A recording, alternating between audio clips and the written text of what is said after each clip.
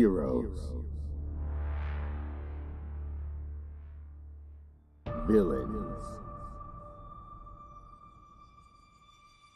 a tale as old as time, and the never-ending battle to protect truth and justice from those who thrive on chaos and bloodshed.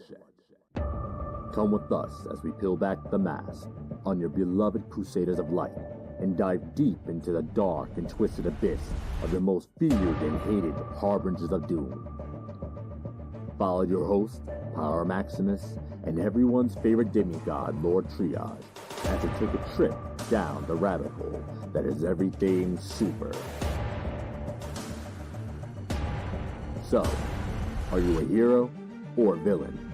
Either way, find that super suit and suit up for the Super Breakdown.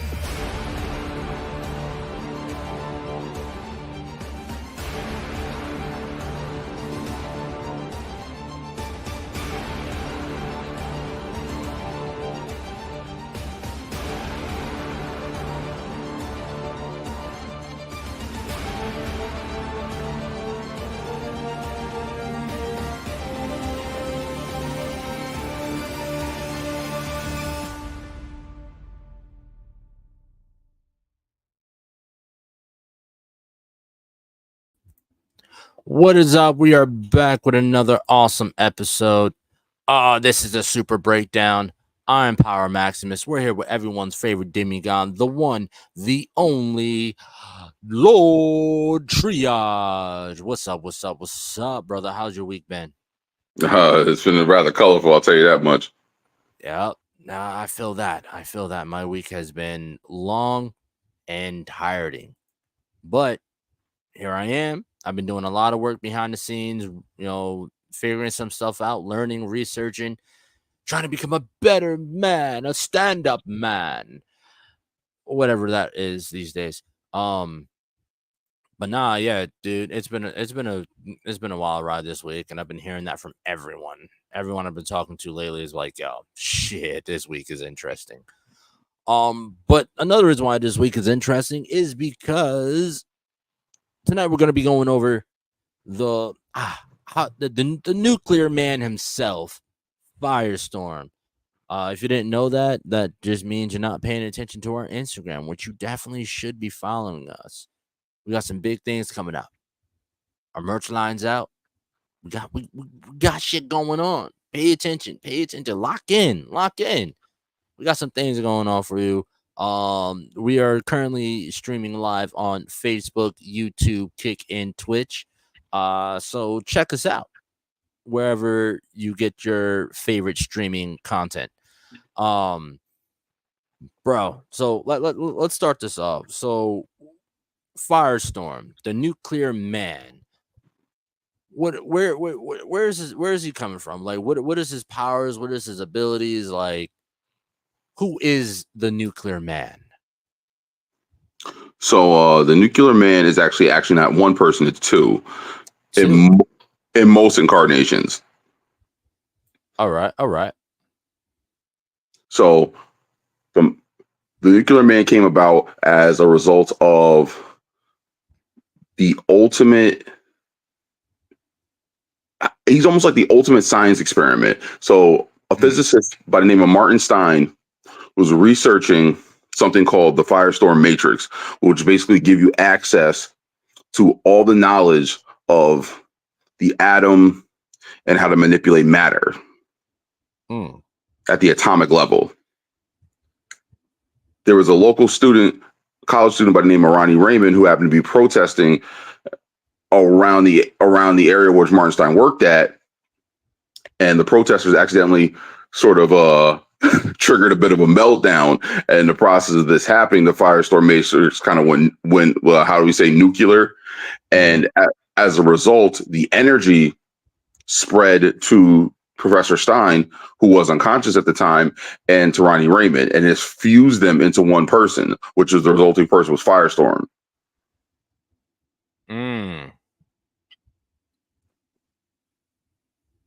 That's a lot. That's a lot to take in. Yeah. That's a lot to take in.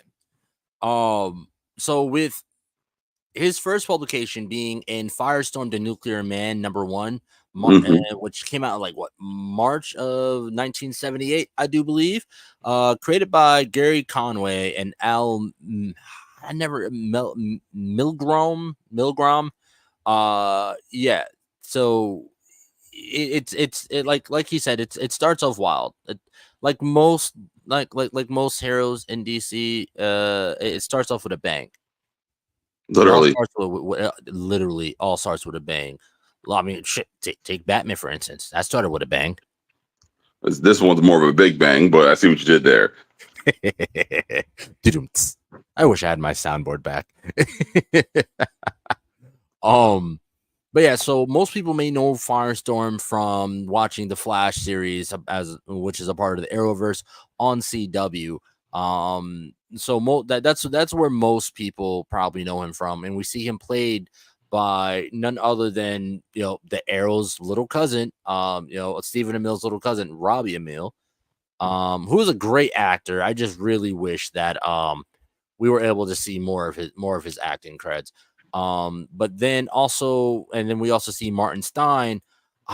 What is his name? He has a decently long acting credits as well. Damn, who is he? Damn, but we also end up seeing Firestorm with a different incarnation of Firestorm. Still including Martin Stein, be a part of Legends of Tomorrow as well. Yeah. I personally kind of prefer that version a little bit better, as opposed to the Robbie Amell incarnation of him. Because I just felt like he was one. We saw him more than Robbie Amell's version of him, which is I didn't like that. I personally didn't like that. I would have liked to see, like, you created Firestorm with these two characters, but then you didn't allow them to last long enough in the show to really get any kind of traction. Action, or even then just like a feel for the character. You know what I'm saying? And that bothered me because, again, we get Robbie Amell, who is Stephen Amell's little cousin. I'm like, and I want to see what he can do, because he was also in a show called The Tomorrow People. I don't know if it's still on Netflix. It might be, but that was actually a remake. You know that, right? Yep. I did hear about that. Victor Garber, that's his name. That's the actor's name who played Stein. Victor Garber. His acting credits are fucking through the roof. Old school Broadway actor. But yeah, I just feel like we get Stein, but then when it comes to Ronnie, we only see Ronnie. Like, he only got like 3 episodes when he first when we first see him, and then they brought him back. So Robbie Amell was there for 3 times. He had 3 episodes when he first became Firestorm, and then he ends up sacrificing himself to save the world, or whatever, goes into a giant vortex, whatever. And then they brought him back. Well, no. So we first see Ronnie as, before he's Firestorm, before the particle accelerator goes off, and all that shit, which is interesting because the way they did that in the show was actually quite different. So Stein was working on the Firestorm Matrix, right? But Ronnie wasn't anywhere near the Firestorm Matrix that Stein was working on. He went missing when the particle accelerator blew up. Mm-hmm. And everyone thought he was dead. So I personally don't remember, because, again, it wasn't a long arc. It was not a long arc whatsoever at all. and so how in the show, I don't know if you remember, how did Ronnie end up becoming a part of the Firestorm Matrix when he wasn't anywhere near the the Matrix? He was inside the particle accelerator when it went off. So because Ronnie was inside the pipeline, as they called it, when the particle accelerator exploded, he got doused with all that excess energy. So the energy that he got doused with, basically, I took it as that wave of dark matter converted him at the molecular level almost into a certain kind of energy, and that energy found something to bond with, and it was attracted to the Firestorm Matrix, because the Firestorm Matrix was being held by Professor Stein. So the same time as Stein is holding the Firestorm Matrix, he's getting bombarded by the dark matter and absorbing the energy. So once the two energies merged and became whole, the resulting cause was Firestorm, because it took Martin Stein's mind, because Stein was brilliant, and then put it in Ronnie Raymond's body, because Ronnie Raymond was more physically, he's at the peak physical, he was young. Yes. And all right, so that definitely makes more sense, because what we end up seeing within the Flash is when a particle accelerator blew up, a lot of the metas ended up receiving powers from whatever they were like doing at the time, or whatever they were around at the time. So that makes sense. So with Stein holding the Firestorm Matrix, Ronnie getting bombarded with all that dark matter, and then Stein also, because when the particle accelerator blew up, everybody got doused with it. Everybody got hit with it. The entire city got hit with it, and then some. So it makes sense that he gets hit with it. Blah blah blah. All right. But I don't know, how do you feel about that origin compared to the traditional origin that you've grew up reading? I was okay with it, because it's one of those things that where they tied it in and it made sense, because for it to be tied along with the particle accelerator, because technically that was still a bit of a nuclear explosion, and then it's like it resulted in all these other people getting bombarded with all these different quote unquote theoretical energies and elements, and then technically the Firestorm Matrix in itself is such a thing. So yeah, because wasn't it so there was, I'm pretty sure there was like a storyline where they were working on the Firestorm Matrix, or like some kind of cold fusion reactor or something like that. They were trying to perfect cold fusion or some shit. I can't, for the life of me, I can't remember, because again, I haven't touched on this shit in a long time. But yeah, there was like one where it was like Stein was working on cold fusion or some shit. Oh, I'm sorry. That was like I forgot what Earth. That was a different Earth. They ended up going to a different Earth where there was a firestorm, but his name was Deathstorm, and he was evil. And instead of it being the Firestorm Matrix, it was like some kind of cold fusion matrix or whatever that brought him and Stein together. So that was a take on the New 52. Not New 52, excuse me. That was a take on the Blackest Night storyline. So short in the comics, there is an incident where Ronnie Raymond is actually killed, and he is actually killed, and because of this, Stein no longer had a partner in order to connect his energy to, and since that was excuse me, I'm sorry, I'm trying to figure out how to put this. So basically, by Ronnie dying, it caused Stein's energy to become unstable, because it no longer had something to counteract it to bond with it. Okay. All right. That makes sense. That makes more sense now. Because I was always confused on how that like correlated in a sense to like the main story, and even then with the origin that we get from the Flash as well. Right. So the resulting problem is that he would now need someone to bond with to keep him from going nuclear himself, or going, big bada boom. So the Firestorm Matrix wound up fusing with another person by the name of Jason Rush. Mm-hmm. And then Jason Rush and Martin Stein become the new Firestorm. But when Blackest Night happened, a Black Lantern ring found Ronnie Raymond and resurrected him, and then Ronnie Raymond proceeded to, as a Dark Lantern, proceeded to rip Jason from the person he was currently bonded to, who was his girlfriend, kill her, and then fuse with Jason. Damn. Yeah, that black. Yeah, I've read a few of those those Blackest Night stories. They're fucking dark. They're type crazy. Now in the show, in the series, we end up getting introduced to Jefferson Jackson, or as they call him, Jax.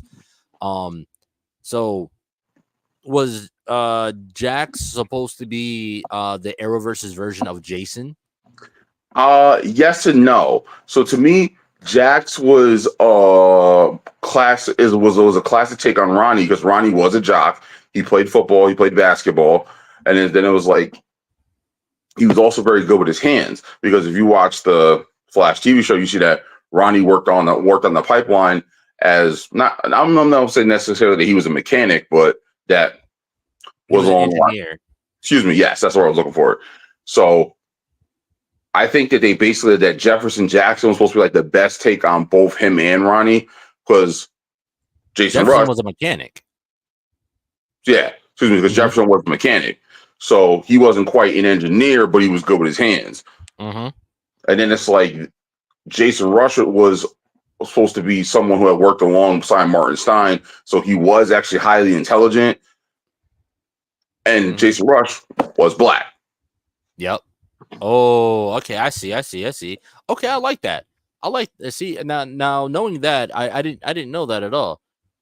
Now I knew that there were other people that also like fused to make Firestorm. So like there's Ronnie and Stein, and then there was Jason and Stein, right? Mm-hmm. And then, but now, who is this Dr. Arkadin? I'm sorry? Yeah, it's like Dr. Mikhail, which was another version of it was like another person that they ended up fusing with. So from my understanding of it, it's like I was never able to say the fucking character's name. So to my understanding, it was when Conway left the series, in the comic books, when he left the series, back in in '86, John Ostrander, as well as Joe Brozowski, began writing the Firestorm stories. So and one of his first major story arcs pitted Firestorm against the world as the hero. And he was like acting on a suggestion from like a terminally ill Professor Stein. So now Stein had demanded that the United States and the Soviet Union destroy all the nuclear weapons. So pretty much Firestorm, he was like Stein was mentally ill. So remember, Stein is the brains of it all. Yes. So Stein's ill, and he's having pretty much Robbie hold the world hostage, like, yo, all y'all need to destroy all your nuclear weapons. Now, after the confrontations with the Justice League and most of Firestorm's enemies, he's faced with the Russian nuclear hero Pozar. Yes. So yeah. the two basically, Pozar is supposed to be the Russian equivalent of a Firestorm, and basically they got into a fight which resulted in nukes being shot at them. And since nuclear energy is basically their Play-Doh, their bodies absorb the blast, but then fuse the two Firestorms into one person. So you had the physical aspects of both Pozar and Ronnie Raymond, but Martin Stein was now in control of that body instead of him being the disillusioned conscience. Damn.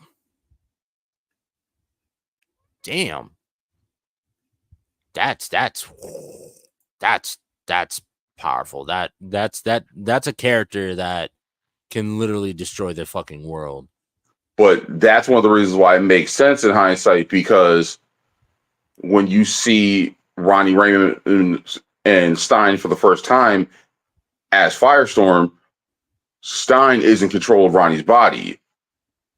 Because, and they like when he said, and when they say why, it was like how their fusion was not of their own choice. It was when it first happened and their energies merged. So because you had all that radiation, the two different firestorms, so it caused them to fuse. So you basically had the physical aspect, you have the mental aspect, instead of it being a willing participants. Yeah, and that's why when we see later on in Flash, it becomes when they give them the what they call the Firestorm Matrix that allows and stabilizes their abilities. It becomes a willing fusion between the two. Oh, the splicer, yes. Yeah, the splicer. So now they're able to work together, and I like that. That's what the Flash did, especially with Jefferson and Jax. I'm sorry, not Jefferson. I meant Martin and Jax. When they fused, there was a lot of push and pull between the two of them because like they had never worked together, and then like it's the first time as a willing fusion between the two. Now it's like, all right, now we got to learn how to work as a team, as one body. And I feel like the Flash did really, really, really well with portraying that on screen, at least in the writing of the script. Mm. And again, the Flash did a lot of things right, but the Flash also did a lot of things wrong. So with that being said, like what's something within the Flash's iteration of Firestorm that you feel that they could have done better or they didn't necessarily get right?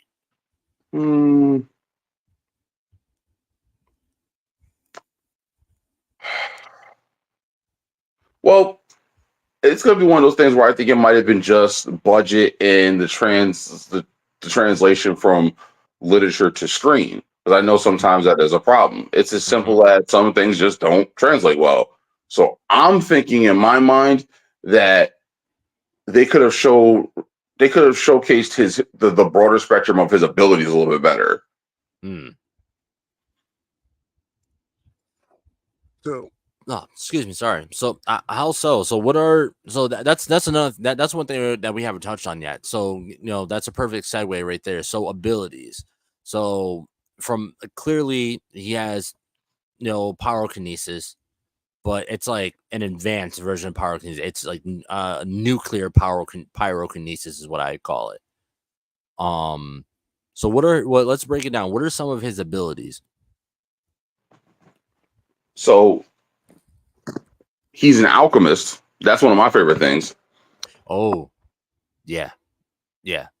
That was pretty cool because seeing as like clearly because they're broken down on a molecular level, and thus it allows them to use that the Firestorm Matrix to essentially perform alchemy, turn one element into another because it can change that element on a molecular level.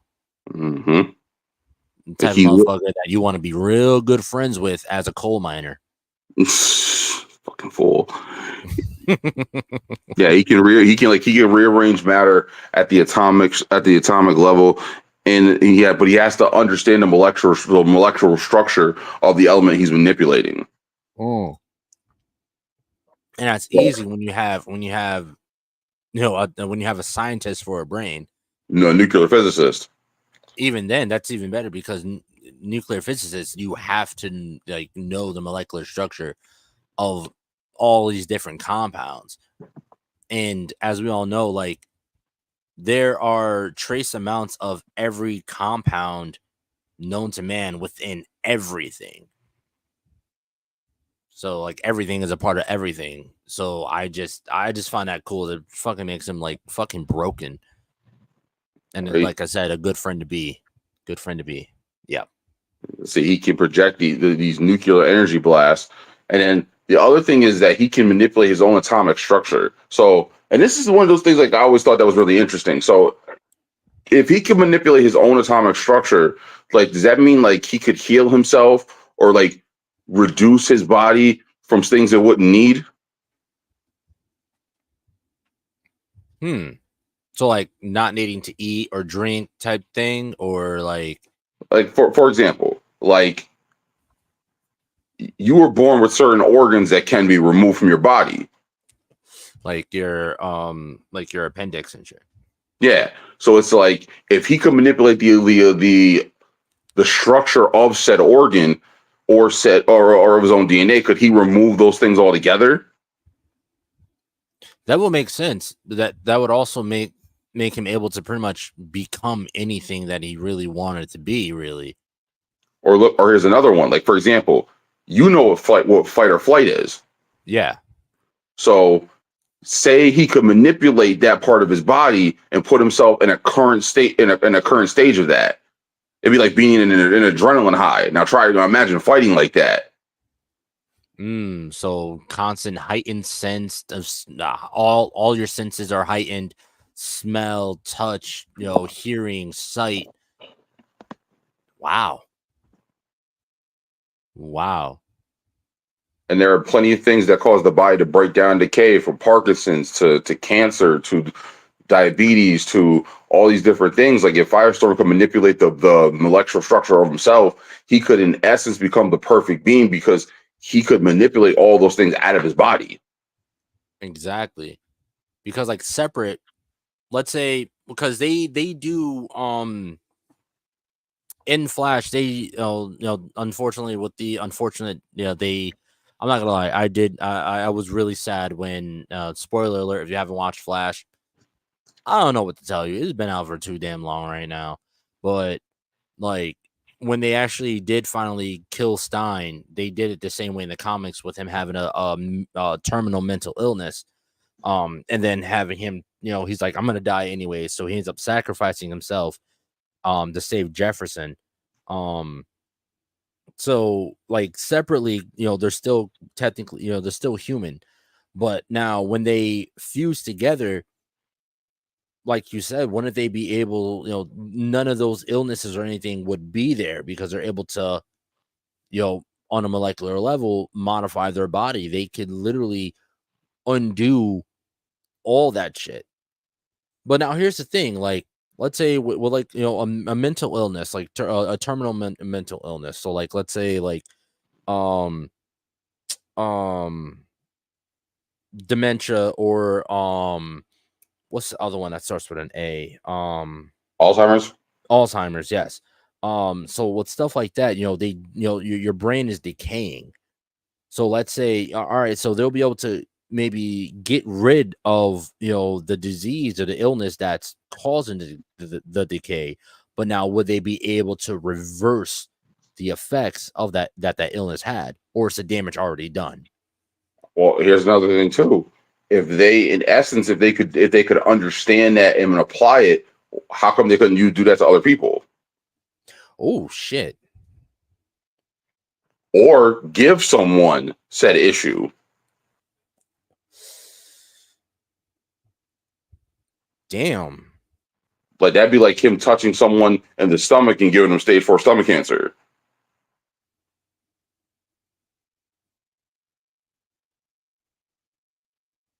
Oof.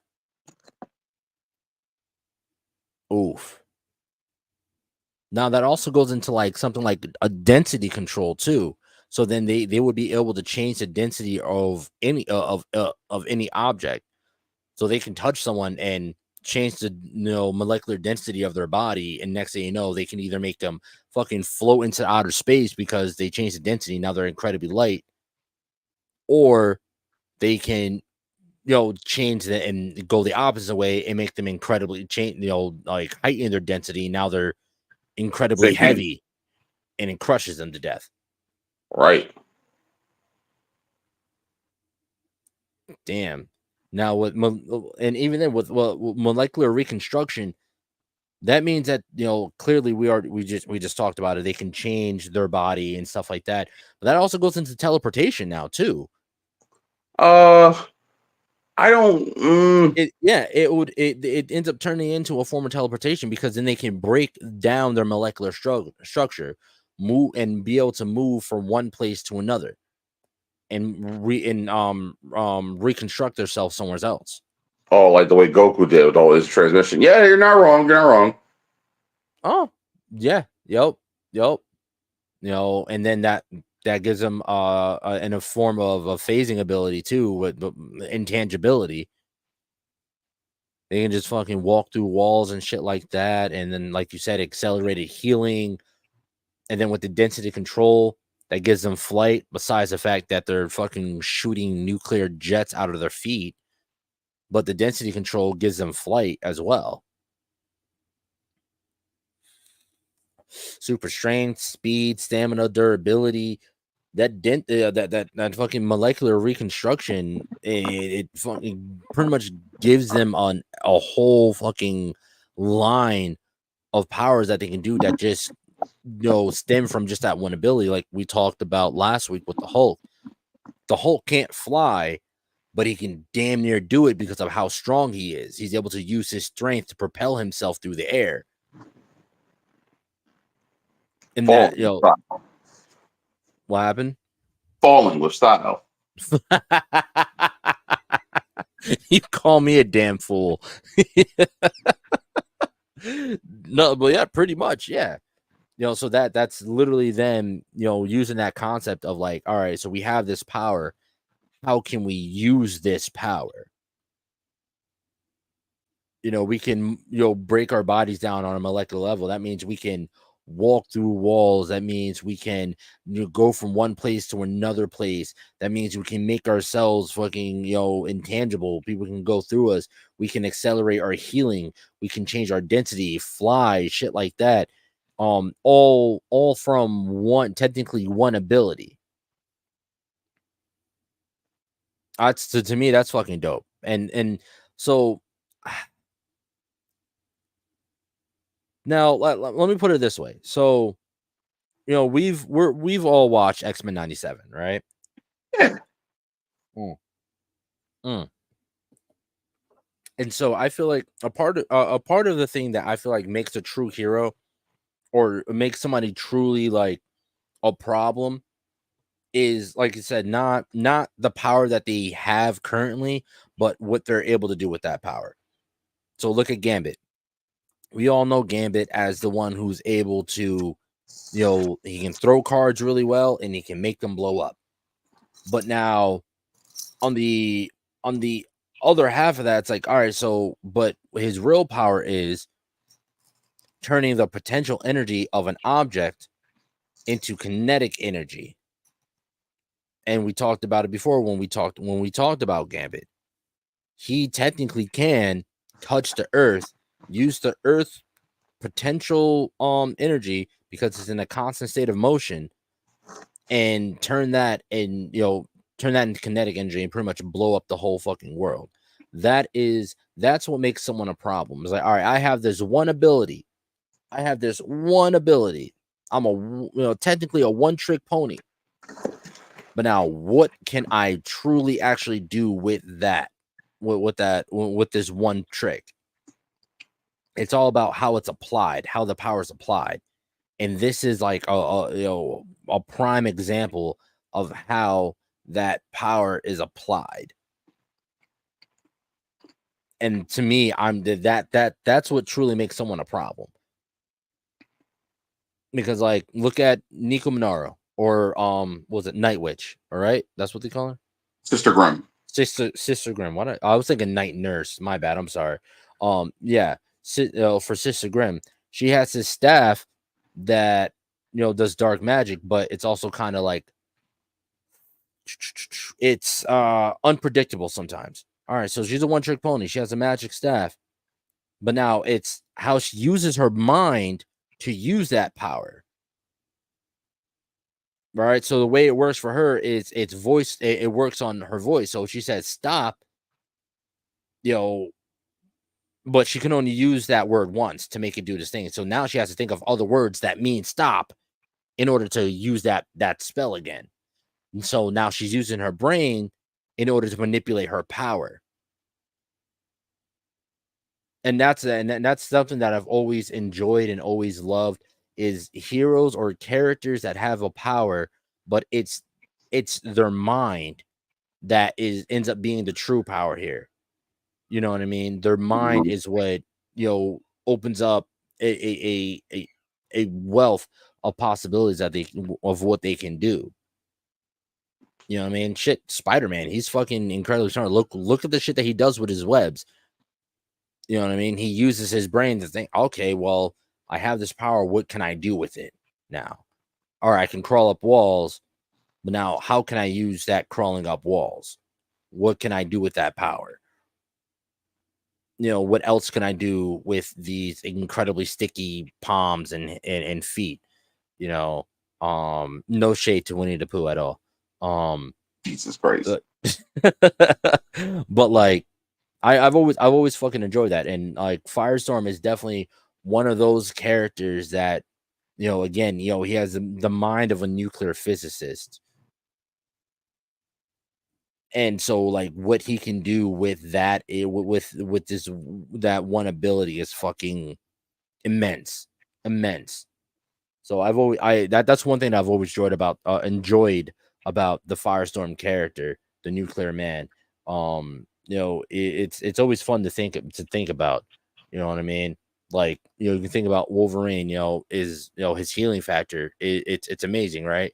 But how great could that heal factor really be if he didn't have his adamantium, his adamantium skeleton? Right. His healing factor would be ridiculous because the adamantium's always it's like on a continuously poisoning him. So his healing factor is always continuously fighting that poison of the adamantium. Right. Or my cousin, shout out to my cousin Big Bear. He's always been very big on his favorite abilities are psionics. So like he likes astral projection, telekinesis, telepathy. He likes all those abilities. Now me, I can't stand psionics. I've never really liked them, but it's one of those things like look at Chronicle. Mm-hmm. So like they took an ability like telekinesis, which is just the ability to move things with your mind.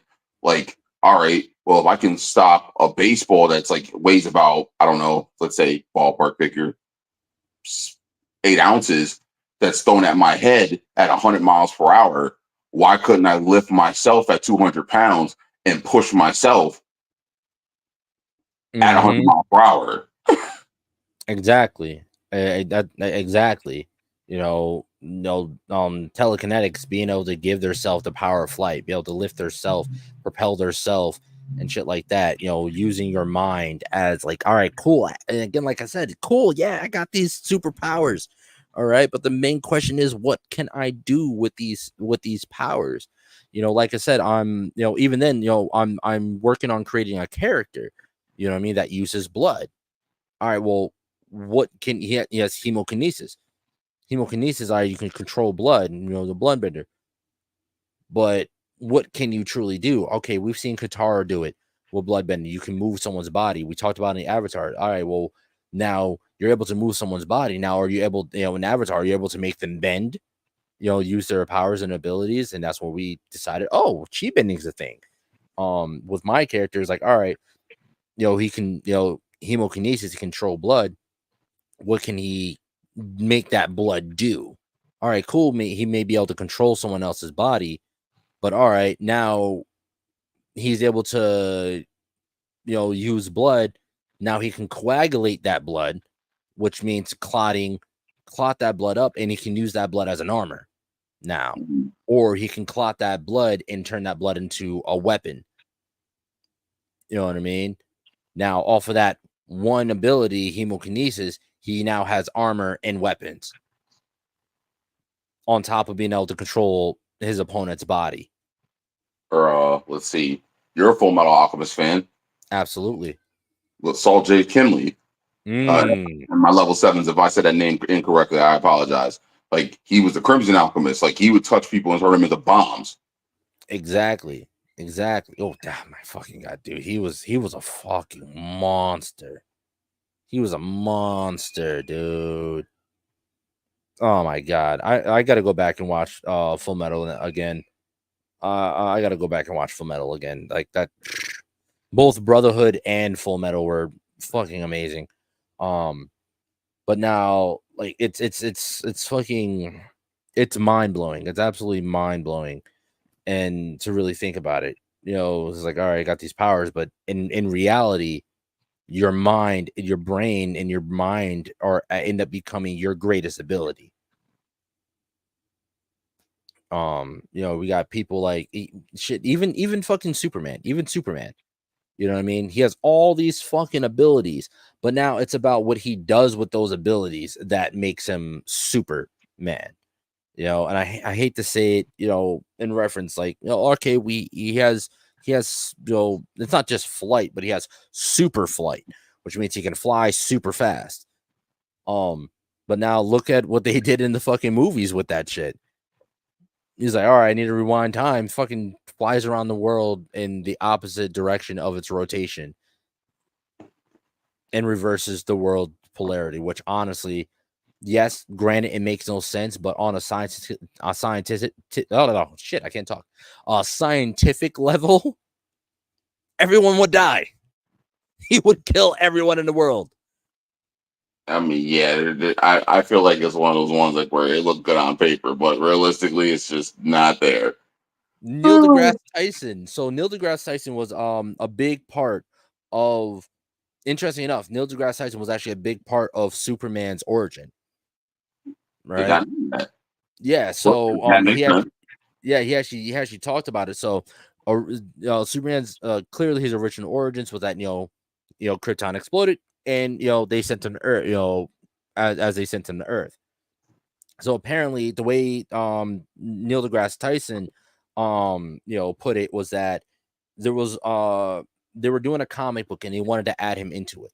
But what they wanted to do in the comic book is that they wanted to have Superman visit him at the planetarium or whatever like that and use the telescope to watch the destruction of Krypton. All right, because as we all know, in space, time works differently. All the stars that we're seeing in the sky, majority of them are already dead stars, and it's just taken this long for us to see their light. Right? Based off, I'm no fucking scientist at all. But based off the time light takes to travel back from where they are to Earth. So apparently Neil deGrasse Tyson was like, that makes no sense because if by the time the way he said it is like he described it was like, well, by the time Superman would have gotten to Earth, he got to Earth as an infant. They sent him from Krypton as an infant, and he arrived on Earth as an infant. He's like, that makes no sense for him to be able to then watch the destruction of Krypton. Because by the time, let's say he's like 27 in this issue that you're doing, that would have been 27 years that Krypton has already been destroyed. He would not have been able to watch the destruction of Krypton unless he was sent through a wormhole and ended up here on Earth at the same time. You know what I mean? So he would be able to watch the destruction of Krypton because he would have been sent to Earth in an instant. And the time it takes us to see things in space and shit like that, it's distorted. So they ended up liking that idea, and now that is Superman's official origin story. Now is that all right? Yeah, it didn't take him. It would have taken him. Like by the time he got to Earth, he would have been old. He would have been fucking old and or dead. Actually, well, just probably really old. He wouldn't have been an infant anymore. Because he's like constantly at an age of 21, 20 something years old because Kryptonians age differently, because of our sun. So now the official story is when he got sent off to Krypton, he ended up going through a wormhole that got him here in an instant. On the other hand, Kara ended up going through a wormhole and got lost for X amount of years before coming back out and getting there. That's why Superman is 20 something years old while Kara is still technically a teenager. A teenager. So yeah, Neil deGrasse Tyson was a big part of that. And again, but Neil deGrasse Tyson, I bring him up because he also pointed out the fact that the whole, changing, redoing the Earth's rotation to spin would literally kill everyone on Earth instantly, because we're all constantly moving at a certain pace with the world. Now, let's say he said, even if the world stopped for just 1 second, everyone would get sent flying in one direction. And I can't remember how fast he said, but it would literally obliterate everyone. But now when you change the rotation, it also is going to flip the poles, which is also going to cause massive weather changes and send the world into a whole nother fucking ice age. Everyone would dead. So the shit don't make sense. But again, I say all that to say, it's about the way a character uses their powers. Fucking him using his laser vision to hone in on a microscopic level to fucking lobotomize Doomsday. Like, all right, he has heat vision, he can fucking blast it, but the fact that he decided to use his heat vision and use it down to and like source it down to just a source light, very, very small beam, a microscopic laser. Yeah, a microscopic laser to lobotomize Doomsday and not kill him, to just lobotomize him, put him in a vegetative state. Come on, big brain activity. So that's something that I enjoy about Firestorm. Just the fact that he not only is he incredibly fucking powerful, but he's also incredibly fucking smart, and he uses his powers accordingly. And you know what? I have to say the same thing for Flash. I can say the same thing for Flash. Okay, he's incredibly fast, but now when you look at the actual physical applications of super speed and what he can do with that super speed, phasing, being able to vibrate his molecules, being able to vibrate molecules of other things, fucking when he runs using the kinetic energy that conducts the lightning, being able to throw fucking lightning bolts to redirect lightning, to be able to run on air by moving or water by changing, he runs on air by using the super speed to vibrate the molecules of the air and and changing their density so that it's stronger, so he can step on it. You know what I mean? That's a lot. That makes more sense than someone using a lasso to ride lightning. Oh my lord. The level 7s know what I'm talking about. I need not say it. That shit granted, it was badass. It was fucking badass. At the same time, it was equally as stupid and nonsensical. Okay, all right. I'm sorry.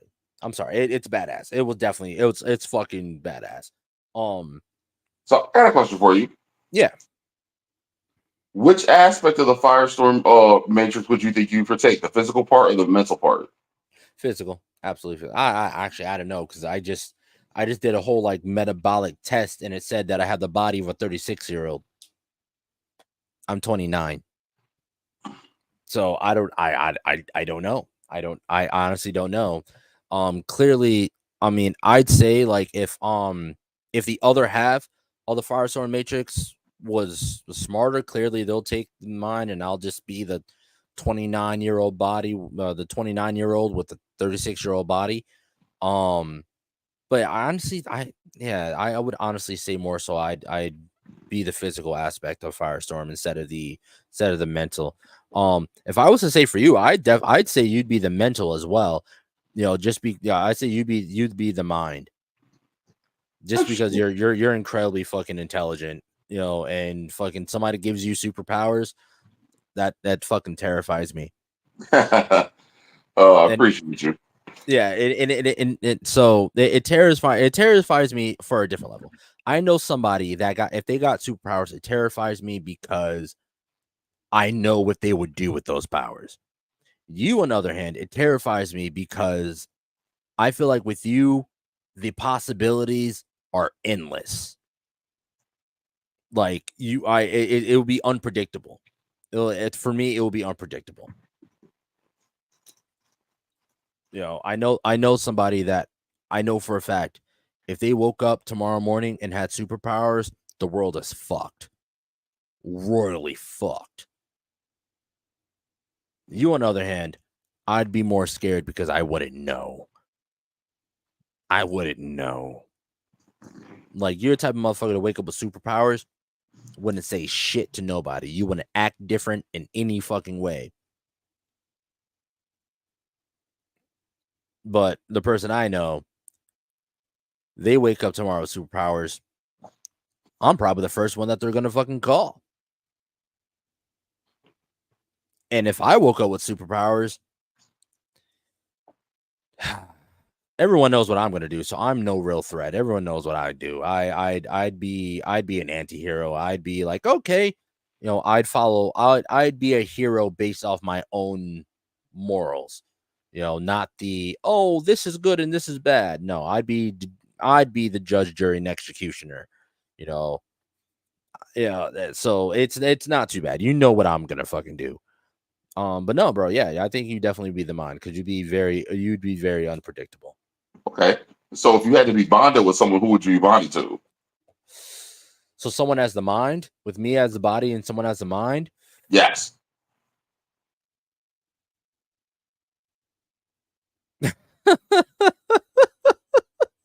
The fucking first person that came to mind was fucking Bill Nye. That's actually not a bad answer. That's not bad at all. That's not bad at all. But he was my guy, Uncle Bill. He was the first one to come to mind. He was the first one to come to mind. You said Bill Nye. Oh my God. Yeah, so either be Bill Nye or Neil deGrasse. Probably Neil deGrasse. No. See, the difference between Bill Nye and Neil deGrasse Tyson is that Bill Nye is very vocal. Don't remember Neil deGrasse Tyson, he's very vocal too, but I feel like Bill Nye got that dog in him. If he had the power and ability to make the changes that he wanted in the world, boy, he would be a problem. He'd be a problem. Especially how avid he is on the climate change and shit like that. Oh man, he'd be a problem. So I'm probably gonna go with Bill Nye because Neil deGrasse Tyson, like, you give him the power, you give him that kind of power, he's gonna sit there and decide he want to study it. Like, there will be no superheroing. He'll just be sitting there studying his own powers. You know, Bill Nye be like, "Oh shit, I got powers. All right, we gonna work on this climate change here. We gonna handle these politicians that are, causing this climate change. Force them to put these bills and laws and act to save the world and shit like that." So I'm gonna go with Bill Nye. What about you? I honestly don't know off the top of my head. Yeah, with you being the mind, who would you be the body? Who would you have be the body? Oh, if I had to pick up Ray Lewis. Ray Lewis. Ray. Okay. All right. I see that. That makes sense. All right. So all right. So why? I said why I picked Bill Nye. Why Ray Lewis? Nigga, have you ever seen one of his games? I mean, yeah. Yeah. Okay. All right. That say less. Say less. Yeah, Ray Lewis is he's a fucking monster. Fucking 2-time Super Bowl champ. Fucking monster. And the Baltimore Ravens are fucking savage too, right? Ravens, yeah. Baltimore Ravens they can be good, they can be really, really fucking good or really, really fucking bad. But whoa. It's blasphemy. We will not tolerate any bad mouth in the Ravens. Not all I'm here. Don't get me wrong. I love the Ravens. If my Giants are being ass, which they normally are, I'm rooting for the Ravens. You know, any game that the Ravens are in, I'm rooting for the Ravens. So this is how it works for me.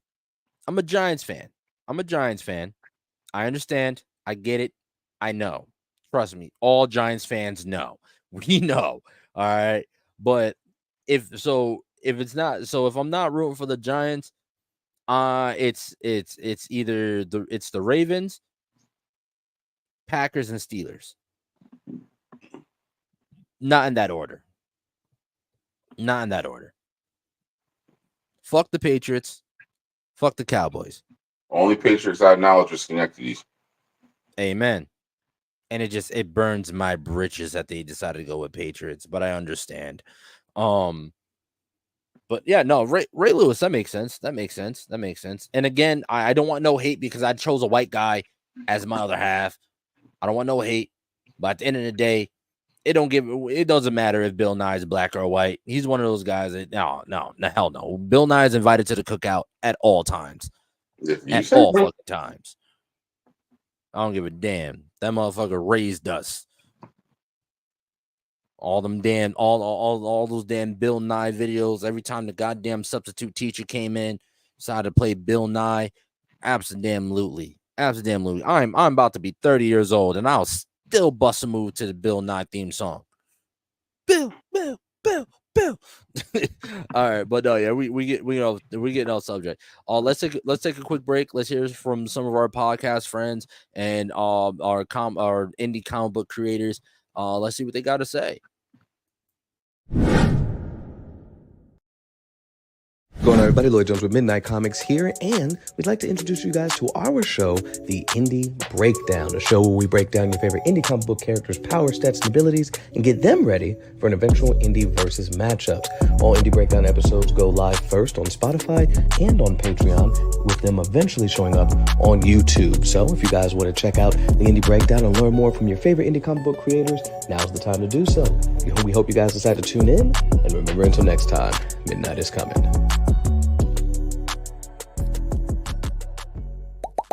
Hi, I go by Lady Mandalore, the creator of Roomful of Blurs. Do you have a whiteboard in your room? Do people get a glazed over look in their eye when you start to explain things to them? Well, come join me every Sunday at 7 p.m. Eastern Standard Time, where we can talk comics and get to know some new creators of color, only on YouTube and Twitch. What's going on, everybody? It's me, Calvin, from the Icarus Podcast, and I just want to say that we got new episodes coming next Saturday and every Saturday after that. So all I will have to say from here is keep enjoying the show. You can check us out, www.icarusmetrocomics.com. Check us out on YouTube, TikTok, Facebook, and more. See y'all next time. Join the Pulse. We're excited to announce the launch of Heartline Comics' newest line, the Barcode Collection. Our fresh drop just hit the internet and is turning heads.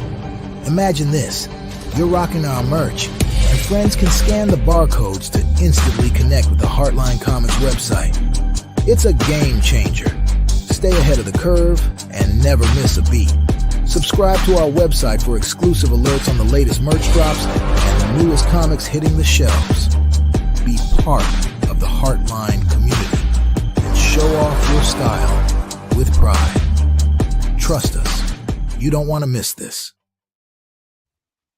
All right, and we are back again.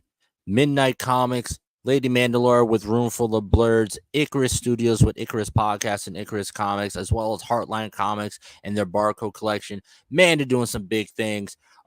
Shout out to Midnight Comics. They on August 4th, they just hit their 4-year anniversary of doing indie comic books and indie manga. Black owned, black operated, family affair. It's absolutely, I love what they do. All the characters are black and like they're incredibly fucking relatable. As well as, you know, Roomful of Blurs, man, Lady Mandalore's podcast. It's fucking, she's hilarious. She's also she can get as what's the word I'm looking for? She can get as raunchy as we do. But and her podcast is so like, honestly, I would say like she's goal levels for us on info. Like when she breaks down a comic, I believe, you know, she's ran through damn near all the Storm comics. I believe she's ran through the last running as well. She breaks down the comic, you know, and on top of that, her work with Blurred's Eye View and Blurred Station, fucking phenomenal, absolutely phenomenal. When they all get together, I swear I'm in tears on the entire damn show. But it's also very, very, very informative. You know, Icarus Studios, their podcast, I absolutely love it. It, you know, again, same thing, super informative. You know, black owned, black operated. Their comic books, their art is amazing. Same thing with Heartline Comics. Oh my god, their art is so the detail, it's vibrant, but it's also dark as well. And it's all like OC characters, original. You know, I'm sorry, no, I can't say OC characters because OC means original character. But you know, their OCs are absolutely amazing. And then their, you know, just their art as well, which again, the Barcode collection, check it out. It's, man, Heartline Comics, they're doing big things. They're doing fucking big things. I also want to give a shout out to Ronnie Creates as well. Ronnie Creates, man, listen, this dude, he just got his OC set up as he pretty much immortalized in a mural in his hometown. That's dope. It's so fucking dope. It's so fucking dope. Well, me and you gonna talk later. We need to talk to this young man. We need to talk to this young man, and he's still in college. He's still a university student. This man signing autograph posters, got his character immortalized on as a mural and shit, bro. Like, we need to talk to this young man. We got to talk to this young man. So hopefully we're gonna have another interview for y'all coming up soon. And then again, shout out to Demetrius Holt, also known as Hellspawn Cosplay. You know, his work that he's doing is fucking amazing within the cosplay universe, within the Blurred universe. Especially the work that he's doing in Blur's Eye View and his original show on Blur's Eye. I'm sorry, not Blur's Eye View, Blurred Station, which is run by Blur's Eye View. The work that he's doing on Blurred Station with his original show, issue number 1, is amazing. Pretty much, you know, he's sitting, it's like Shark Tank style. He's working with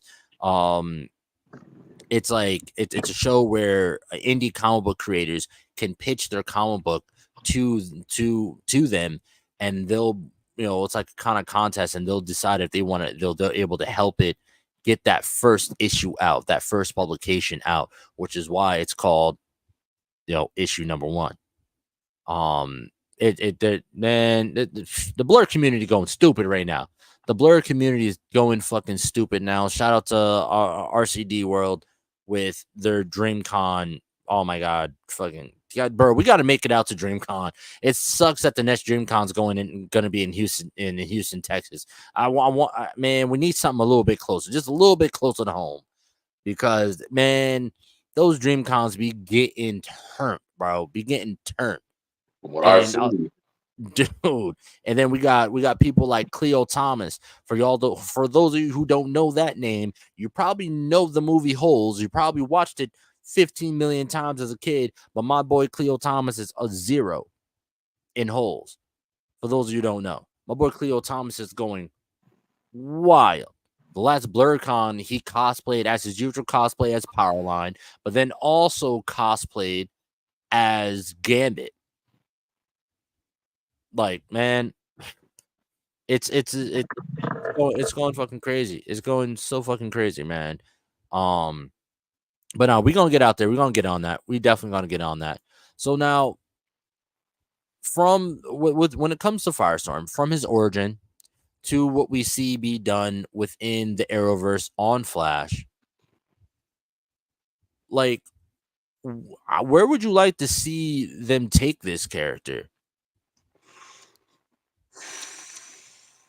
I mean, as much as I would like to see like another reiteration of a live action character in the movie, but you know, good old Warner Brothers. So I mean, you mean Discovery, Warner Brothers? Yes. So I mean, everything that they've done so far has not panned out when it comes to live action stuff. So I really don't know, man, because I think it's a very diverse. They are a very diverse character. And I think that they have great potential to broaden horizons in the way people think about certain things, and especially like the limits in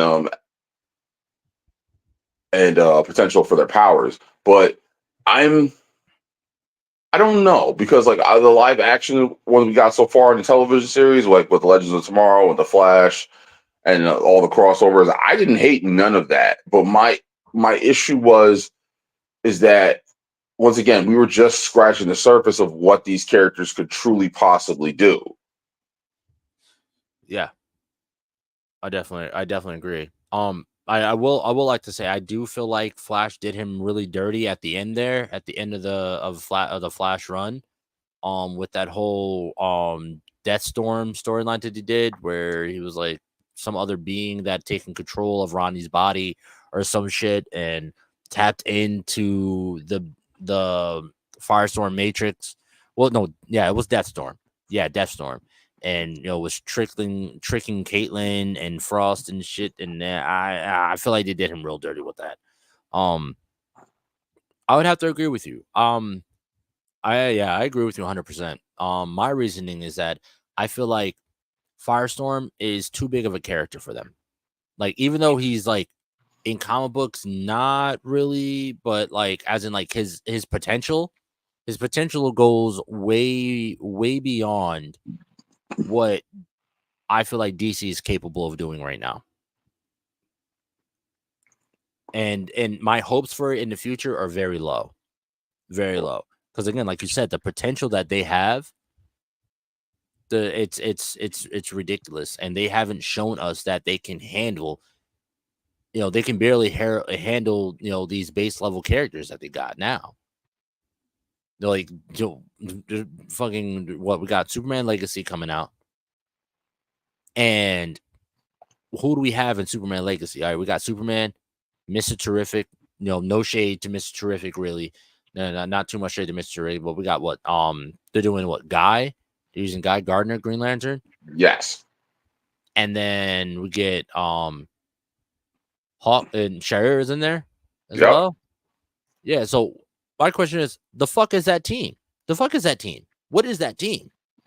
I don't think it's necessarily that they are a team, so to speak. I just think it's one of those ways. I think it's going to be a quick way for them to show that the DC universe is growing and it's a bit broader than everyone else. So we're going to get to see a Green Lantern that's not a common Green Lantern. It's not, John Stewart. It's not Kyle Rayner. It's not Hal Jordan. That's who we're used to. So them showing Guy Gardner, it might not be a bad idea, but it's also one of those things where he's not that established, so they don't have to put as much pressure on him.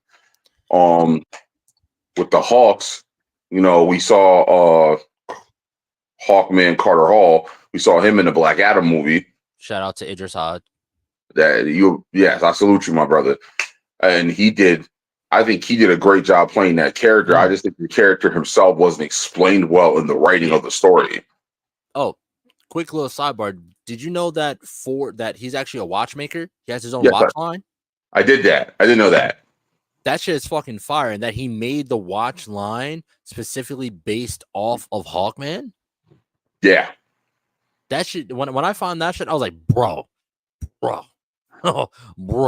That makes me a even bigger fan of this man. Like, I know them watches got to be expensive as shit. So hey man, have you looked them up? I have not, but everything worth having usually is. Yeah, so I'm about to look it up, and I just want to buy one, just one, to show my support, and two, those are some fire ass watches, and they have like an ancient Egyptian feel because he decided to go with the Hawkman that is the incarnation of Hawkman that's descendant of Egyptian prince. Mm-hmm. So I just find that shit. I find that dope. But I'm sorry to cut you off. Go ahead. So yeah, we got to see him play that character, and I think people received it well, and then a lot of people liked the way Shire was portrayed, mostly in Legends of Tomorrow. And then if you watched the Justice League cartoon, a lot of people think of that Shire Hall as their Shire Hall, as their Hawk Girl. So I do. Right. So if anything, she's another character that they could expand upon well, as long as they kept to her personality. Yeah, I could see them do a movie title like Thanagar or the Thanagarians or some shit like that, or not even have it as that. Just have it as a origin film without people knowing that it's an origin film of her. You know what I mean? I feel like they could do that, and I feel like that would go really good because like she's from a whole nother planet that has its own history, its own issues, and even then, they can either dive into the source material for that, or they can really make it up on its own because like the most popular understanding. Well, I would say like the biggest understanding that people have with Shira is her work within the Justice League, not necessarily her background, so to speak. Right. So I feel like I definitely feel like that's something that they can expand on, and honestly, maybe even do their own thing with. But I'm hesitant on them doing their own thing. And you're not Miles. You can't just be doing your own thing out here. DC, you cannot be doing your own thing out here. The reason why I think they could do that and make it work is because if it's one of the things with the DC universe opposed to I think the Marvel universe is that the Marvels don't have as much complex alien races to me as DC did. Like the very Kryptonians, true. the Kryptonians were the most technologically advanced civilization in the 23 known galaxies. Out of the 23 known galaxies, they were the brightest. They were this glowing star. They had all this potential and everything that they were going to do within the universe, and yet they destroyed themselves. A victim of their own hubris.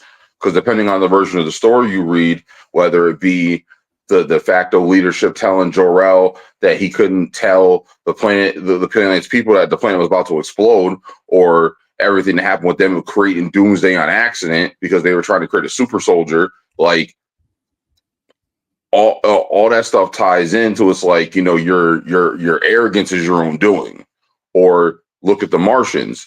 Like, you have a whole species of telepathic shapeshifters who have a race issue. Not only that, but they're also mentally connected as well. There's no secrets between Martians. They're all connected mentally. Their minds are wide open to each other. Right. And like they had a civil war, a race war. And depending on the version you're watching or reading, John Jones is the survivor. So it's like, imagine you being the last survivor of your entire planet after a race war happened in those circumstances. Like, that's insane.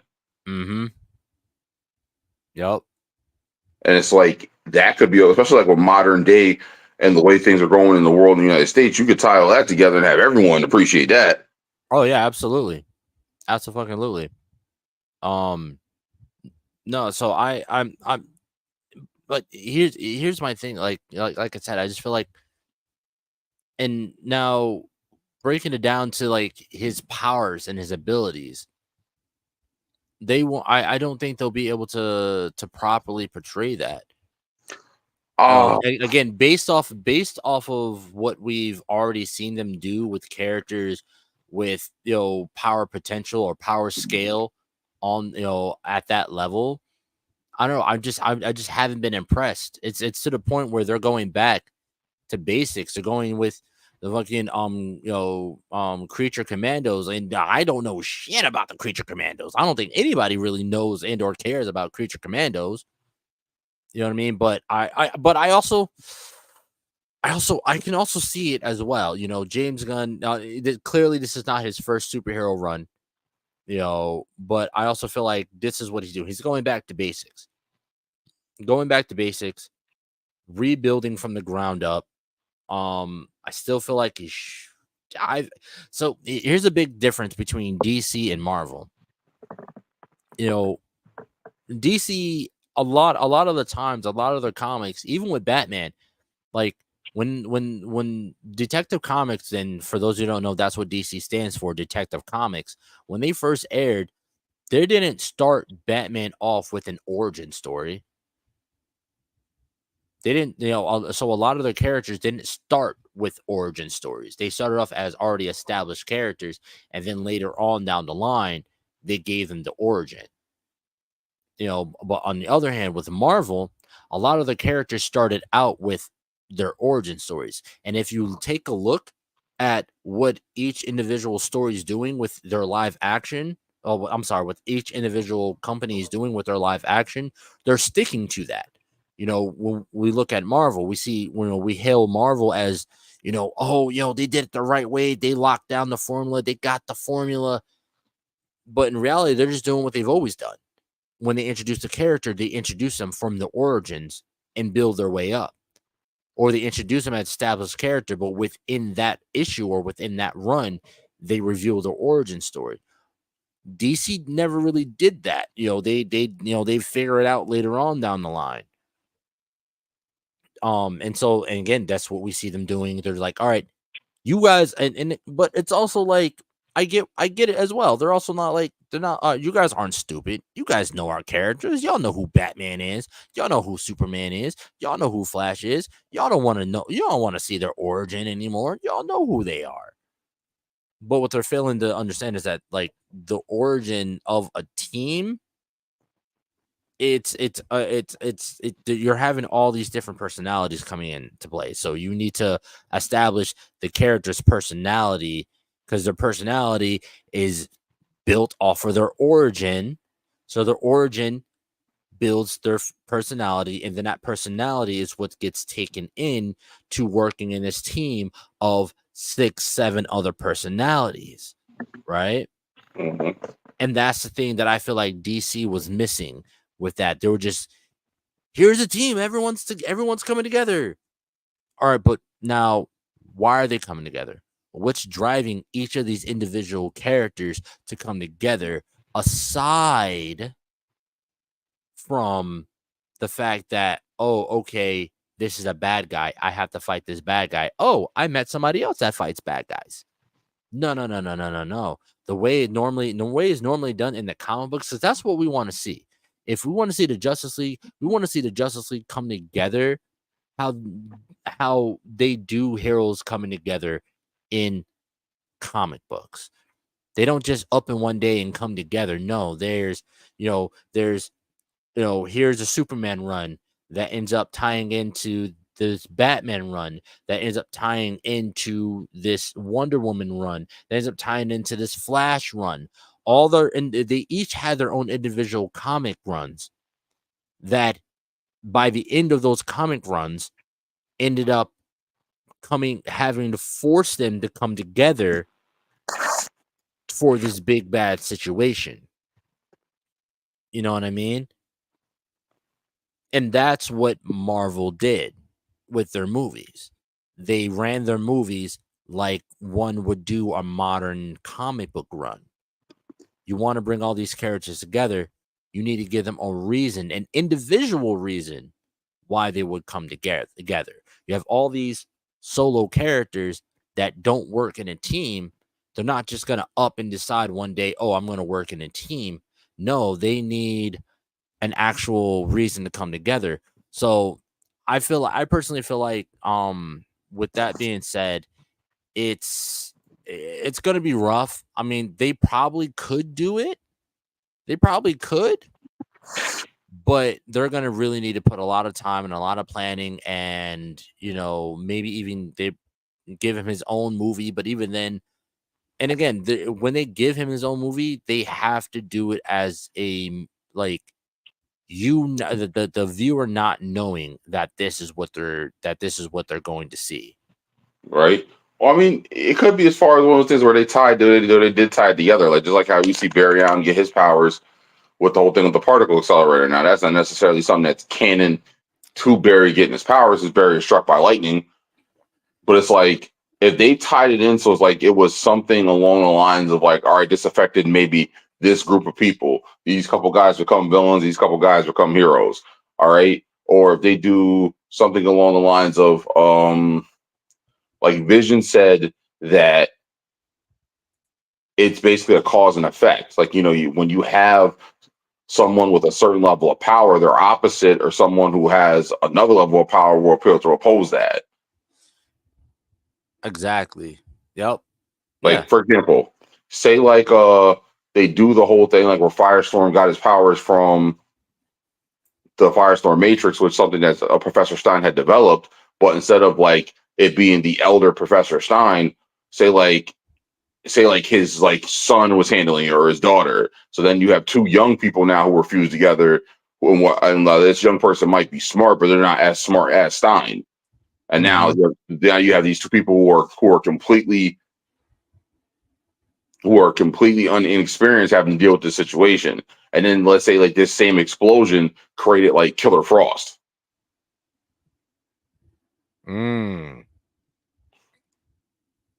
I like that, having something, one, like, I wouldn't say one centralized thing, but having, like I said, that cause and effect.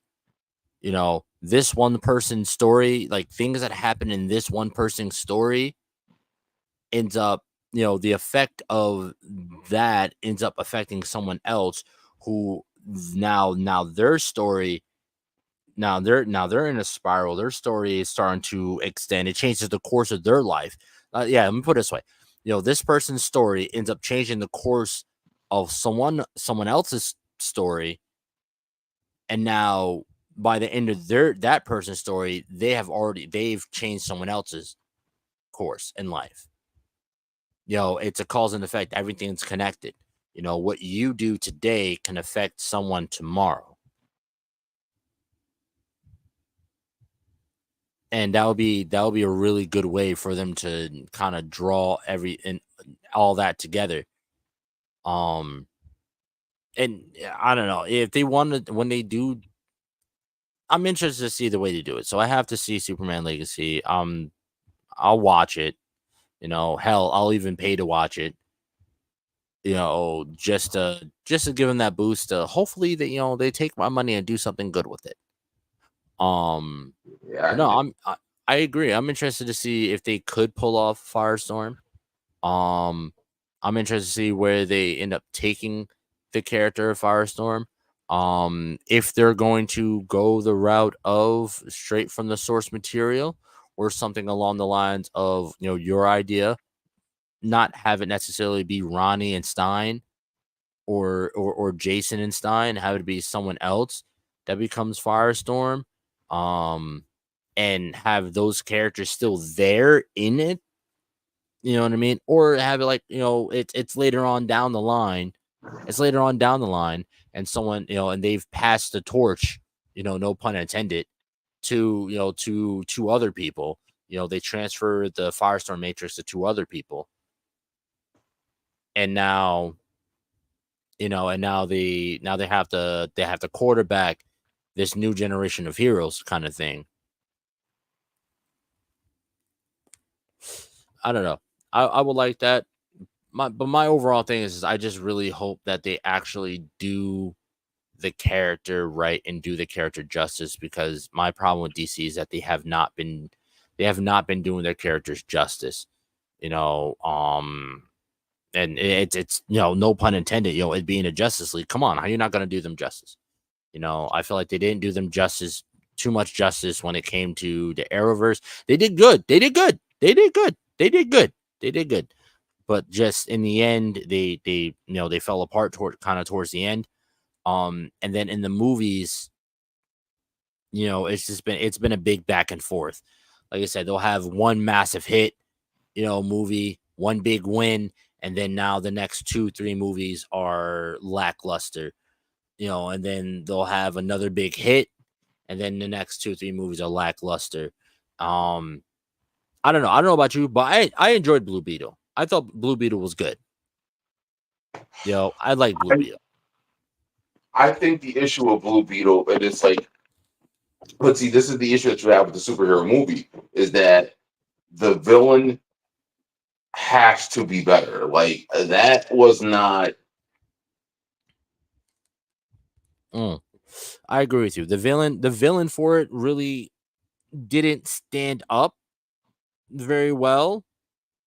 again, against, I feel like they maybe should have picked a different villain, like another Beetle. You know what I mean? Someone that has more experience, that's had the Beetle for fucking like a decade or so, and they know the ins and out of how the Beetle works. Or in this situation, like fucking Black Beetle. Oh my god, fucking Black Beetle would have been a fucking whoo, whoo. Because if you watch Young Justice, Black Beetle's a fucking problem. He's a goon.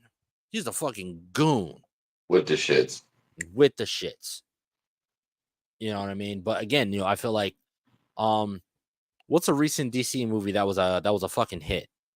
But maybe for like the third movie, but not for the first one. So the reason why I say that is that we keep getting that whole thing. Like, we saw Superman fight Zod, we see T'Challa fight Killmonger. So it's like, for him to fight someone exactly like him, I mean, Ant-Man, Yellow Jacket, I don't get me wrong, I get it that you have to keep certain fights in certain contexts, but with that, I don't think it wouldn't have worked. That's the reason why I think that movie didn't work.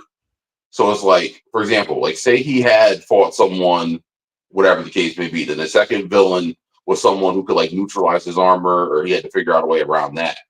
Then, like, let's say like the third movie, he fights a Beetle, figuring, like, say he figures him and the Scarab, they got this track record, they've done so well, and then he comes across someone who has their own Scarab, and that person's whooping his ass.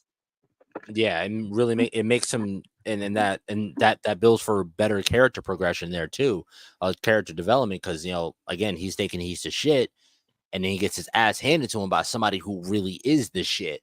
He thinking he knows the ins and outs of this Beetle, him and the Scarab, they're the shit. They got shit on lock. Now, lo and behold, nah, bro, everything you thought you were, this person is, and better. They've honed their skills longer. They know what they're doing. They have way more experience.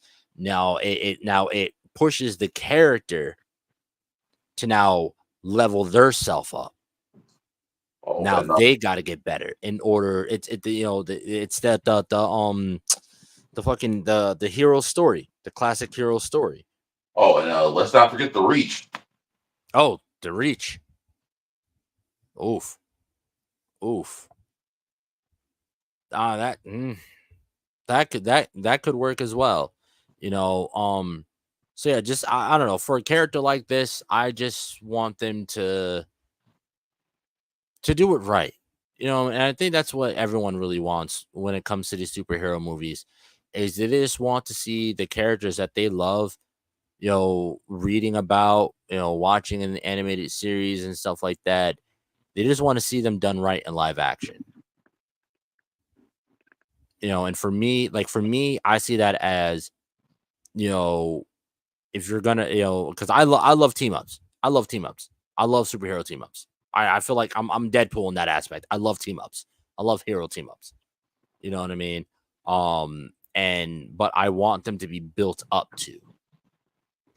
I want it to be a common problem that all these fucking amazing heroes that we know and love, can't handle on their own. And now they are forced to turn to each other for help and assistance. And like, all right, maybe if we work together, we might stand a chance. And I want to see them still get their ass whipped. But towards the end, they learn the lesson that they were supposed to learn, that it's teamwork that really makes the dream work.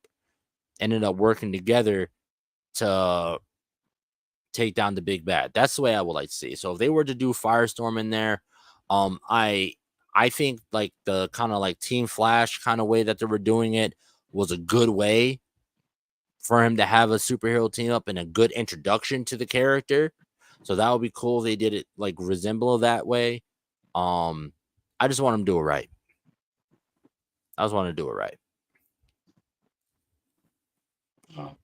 And then build up his powers, get to see him learn that he can change, that he controls density, that he controls matter. I don't want to see him learn all that shit in one movie. I want to see him learn just enough in that first movie to get through that big bad. And again, like you said, the second movie, Hey, I fought this motherfucker. I got the track record. I got this shit. Hell yeah, we can do this. And then bump into another big bad that challenges him to push himself further. And, since we're talking about heroes, go beyond plus ultra. Shout out to My Hero Academia. But that's the way I will love to see it. I would love to see it done that way. I don't know. Because again, but then the other side of it, before we head on out here, the other side of it is the villains as well. They got to make sure that the villain is good for the character, that the villain, that character's villain. One, you're also not bringing in another hero's character, because that's some shit. That's a pet peeve of mine. I hate when they're trying to introduce a character and then the person that they're fighting is a part of someone else's rogues gallery. Such as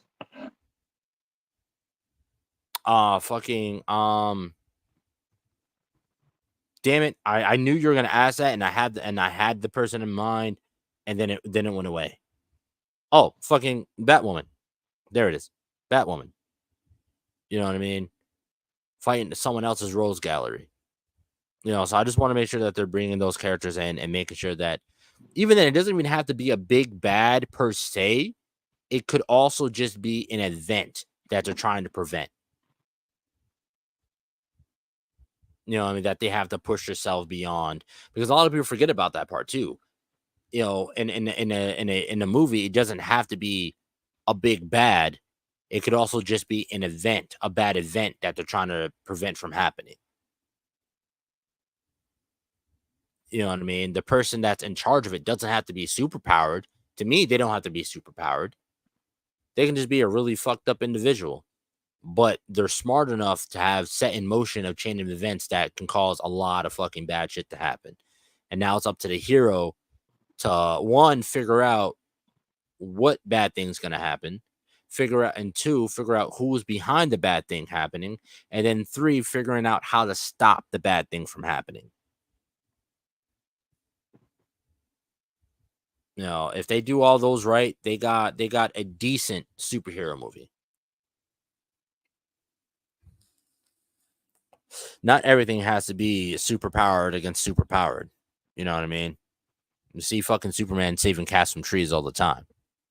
Well, but that was always like the thing. Like, did you watch the Batman, the animated series?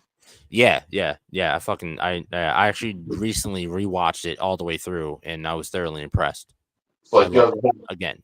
So you have like the whole thing with the joining the alien race that came to the planet and wrote cyborg copies of all the Justice League members, and the only ones who didn't take out were Batman and Green Lantern, but the majority super powered. Yes. No. Oh no, it was Batman and Green Arrow. Excuse me, Green Arrow. I meant to say Green Arrow. Sorry. And it's like how the only reason why I didn't make copies of them is because they didn't have superpowers. But Hugo Strange had warned the joining that Batman was the most dangerous out of them. So it's like, for example, like if you had someone like the Parasite start stealing people's powers, and then like for example, there's like say like he's like, what are you gonna do? And then like Batman enacts his protocols, and then these niggas realize like, wait a minute, what the fuck is this? Like you were planning, you've had a contingency plan for me for 6 months now. Like what the kind of shit is this? Yeah, what the fuck? These motherfuckers are supposed to be your friends. They're supposed to be your friends, and you already have plans on how to neutralize them and or kill them if need be. What kind of friend are you? Type shit. And then clearly the Justice League finds out about that. Like, whoa, bro, you've been plotting against us this whole time. But again, at the same time, Batman's train of thought is very accurate. He's like, we are literally the strongest motherfuckers on this planet. If one of us goes rogue, who the fuck is gonna stop us? If we go rogue, who the fuck is gonna stop us? Ain't nobody gonna stop us. So we got to make sure that there's a checks and balances with us.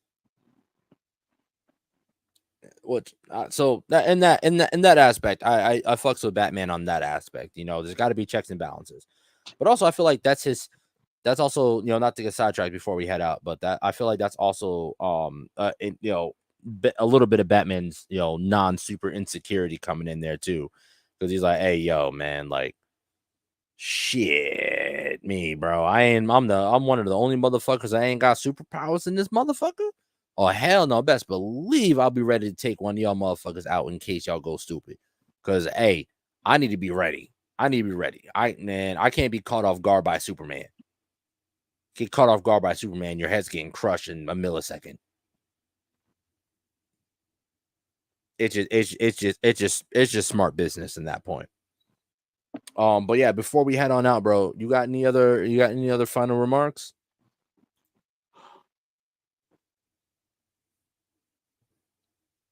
Remember that while you are one, you can be part of a group and still keep your individuality.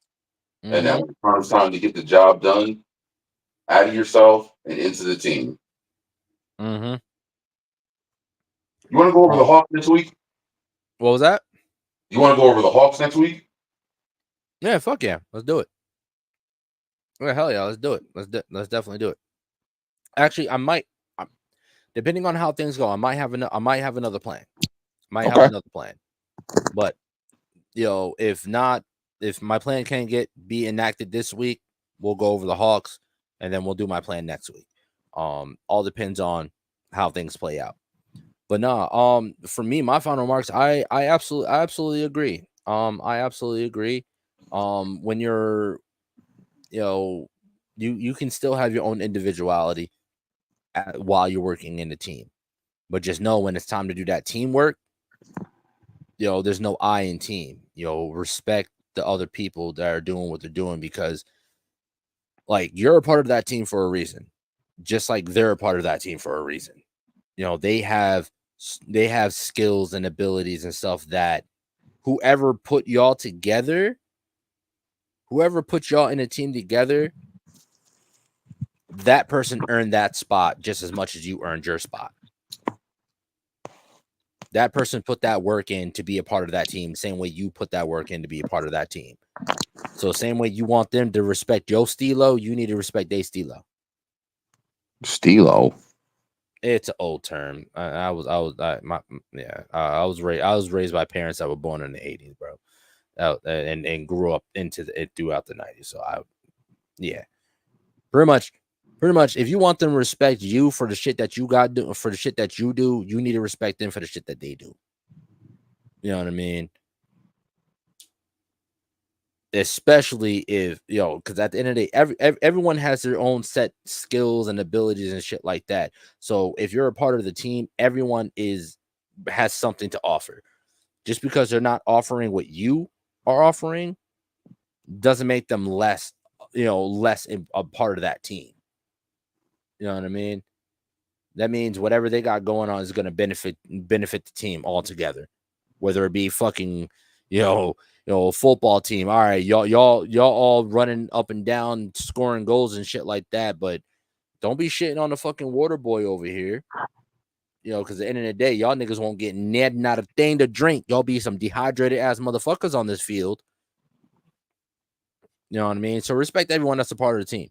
Just because this person can't kick a field goal and you can, don't mean that this motherfucker cannot throw a fucking 50-yard touchdown.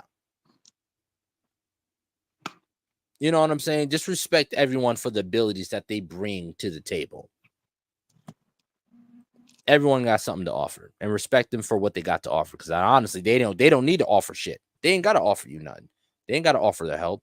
The fact that they're there and they're willing to work in a team with you and provide their talents to you in the situation, you got to respect your team.